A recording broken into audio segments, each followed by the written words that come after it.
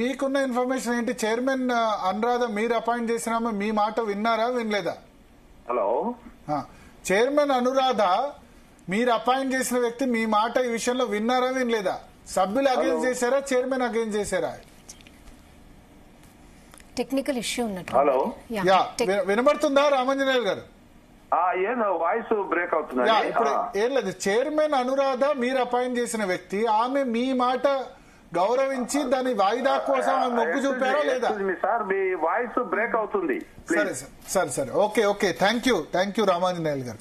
So మొత్తానికి ఒక interesting thing, ఇప్పుడు చైర్మన్ టీడీపీ అపాయింట్ చేసిన వ్యక్తి, మెంబర్స్ అంతా జగన్ హాయంలో అపాయింట్ చేసిన వ్యక్తులు.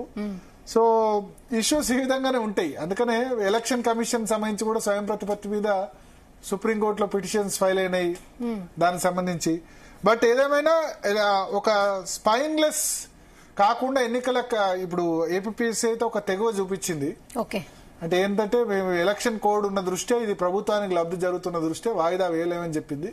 సరే, ఇప్పుడు ఎవరిని అడిగినా, ఏ స్టూడెంట్ అడిగినా మీరు ఏం చెప్తారంటే వాయిదా వాయిదా వాయిదా అని అడుగుతారు చివరి నిమిషం వరకు కూడా. బట్ చాలా మంది ప్రిపేర్ అయిన వాళ్ళు కూడా ఉంటారు. అందరూ 93,000 మంది అందరు వాయిదా వేయమని అడగారు ఉండదు కదా. సో తెలంగాణలో అట్లా వాయిదా వేయకుంటే లాభం జరిగిన సంగతి చూసాం. డిఎస్సి సంబంధించి మొత్తం పోస్టింగ్లు కూడా తీసేసుకున్నారు. డిఎస్సి ఎగ్జామ్ వాయిదా అని మనమే కవర్ చేసాం. గ్రూప్ 2 వాయిదాకు సంబంధించి కూడా మన రిపోర్టర్ కవర్ చేస్తే మన శ్రీచరణ్ పోలీసులు అరెస్ట్ చేసి మన రిపోర్టర్ కూడా చేశారు. అంటే విద్యార్థులు దాన్ని ఆందోళన చేస్తున్నప్పుడు కవర్ చేయడం మన బాధ్యత.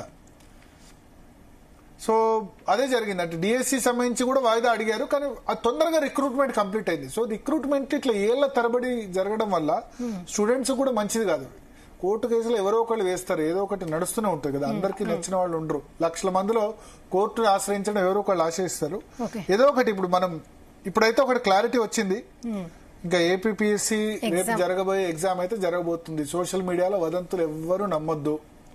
ఆల్ ది బెస్ట్ చెప్పడం తప్ప మనకి ఇంకో మార్గం లేదు. సో గ్రూప్ 2 విద్యార్థులు ఎవరైతే రేపు 92,000 మంది రాస్తున్నారో మెయిన్స్, వాళ్ళందరూ కూడా జీ తెలుగు న్యూస్ తరపు నుంచి ఆల్ ది బెస్ట్ చెప్తాం.